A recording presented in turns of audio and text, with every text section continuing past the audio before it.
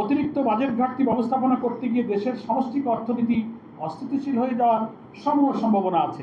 শুধু ব্যাংক নয়, গোটা অর্থনীতি আমাদের আমির জামাতের ভাষায় বলবো, পার্লামেন্টে বলেছেন যে মাটির সাথে দেশের অর্থনীতি মিশে যাবে। সরকারকে অতিমাত্রায় ঋণ নির্ভরতার পরিকল্পনা করতে হয়েছে, অথচ বাংলাদেশ ইতিমধ্যেই মাত্রাতিরিক্ত ঋণের বোঝায় জর্জরিত। দেশীয় উৎস বিশেষত ব্যাংকিং খাত থেকে অতিরিক্ত ঋণ গ্রহণের ফলে দেশের অভ্যন্তরীণ বিনিয়োগ স্থবির হয়ে পড়বে, যা কর্মসংস্থান সৃষ্টির পথে অন্তরায় হবে। অতিরিক্ত বাজেট ঘাটতি ব্যবস্থাপনা করতে গিয়ে দেশের সামষ্টিক অর্থনীতি অস্থিতিশীল হয়ে যাওয়ার সমূহ সম্ভাবনা আছে। রাজস্ব আয়ের ক্ষেত্রে বাস্তবসম্মত কোনো রূপরেখা সরকার দিতে ব্যর্থ হয়েছে। অন্যদিকে ন্যূনতম ব্যক্তিগত কর হার 5% থেকে বাড়িয়ে 10% নির্ধারণ করা হয়েছে, যা নিম্ন মধ্যবিত্ত ও মধ্যবিত্ত জনগণের উপরে অতিরিক্ত চাপ তৈরি করবে। মুদ্রাস্ফীতিতে যেখানে নিত্য প্রয়োজনীয় পণ্যের দাম সাধ্যের বাইরে চলে যাচ্ছে, সেখানে অতিরিক্ত করের বোঝা জীবন নির্বাহকে আরও বেশি অতিষ্ঠ করে তুলবে। তাছাড়া করদাতাদের রাষ্ট্রীয় ব্যবস্থাপনায় বিশেষায়িত সুযোগ সুবিধার কথা এই বাজেটে উল্লেখ নেই। বিদ্যমান বাজেট অবকাঠামোগত উন্নয়ন ও শিল্পের কাঁচামালের দাম বাড়ানো হয়েছে। এছাড়াও শিল্প ও উৎপাদন বিমুখতা স্পষ্টভাবে প্রতীয়মান হচ্ছে। এলপিজি গ্যাসের উপর ভ্যাট বৃদ্ধি জনজীবনের দুর্ভোগ বয়ে আনবে। আরএমজি অর্থাৎ গার্মেন্টস খাতে সংশ্লিষ্ট বিভিন্ন কাঁচামালের উপরে শুল্ক বৃদ্ধি করা আমাদের রপ্তানি আয় কিন্তু হুমকির মুখে পড়বে। গভর্নমেন্ট কিন্তু প্রস্তাব সেই 3,75,000 টাকার আয়কে কর সীমার মধ্যে রেখেছেন, আর আমরা জামাত ইসলামী বলেছি 4,50,000 টাকাকে আয়ের কর সীমা পর্যন্ত নেওয়া।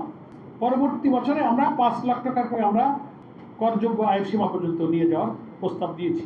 ব্যয়ের অগ্রাধিকার ও খাতভিত্তিক বরাদ্দ আমরা সেখানে ডিটেলস বলেছি।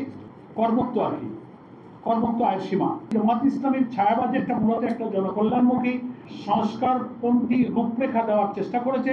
সরকারের বাজেটের তুলনায় এটা কম ঘাটতি এবং কম বৈদেশিক ঋণ নির্ভর।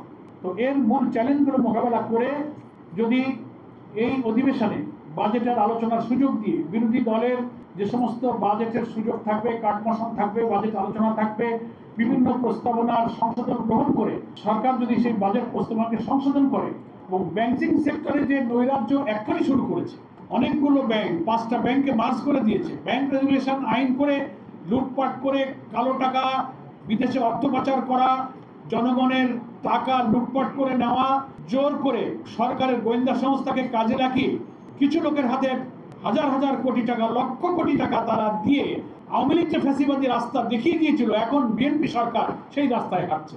ঠিক আছে, এস আলম সাহেব লুটপাট করে খেয়েছে, তো আমরাও এখন এস আলমের ঘাড়ে ভর করে তার এই ইসলামী ব্যাংকটা প্রায় 80% শেয়ার বোধহয় সে জোরদাবন্দি করে তার দখলে রাখছে। এটাকে আমাদের আমির জামাত পার্লামেন্টে বক্তব্যে দাবি করেছেন, যার শেয়ার জোর করে অন্যায়ভাবে নেওয়া হয়েছে যে মূল্যে, সেই মূল্যেই সেই শেয়ারগুলো তাদের কাছে ফেরত দেওয়া হোক এবং অন্যায়ভাবে ব্যাংকের চেয়ারম্যান এমডিকে বদল করে এস আলমের পছন্দ মতো চেয়ারম্যান এমডি নিয়োগের যে পায়তারা করছে বাংলাদেশ ব্যাংকের গভর্নর, এটার আমরা তীব্র নিন্দা জানাই। এবং এই ব্যাংক কাঠামো এই নৈরাজ্যপূর্ণ অবস্থায় যদি এই বাজেট পাস হয়, তাহলে বাংলাদেশের শুধু ব্যাংক নয়, গোটা অর্থনীতি আমাদের আমির জামাতের ভাষায় বলবো, পার্লামেন্টে বলেছেন যে মাটির সাথে দেশের অর্থনীতি মিশে যাবে।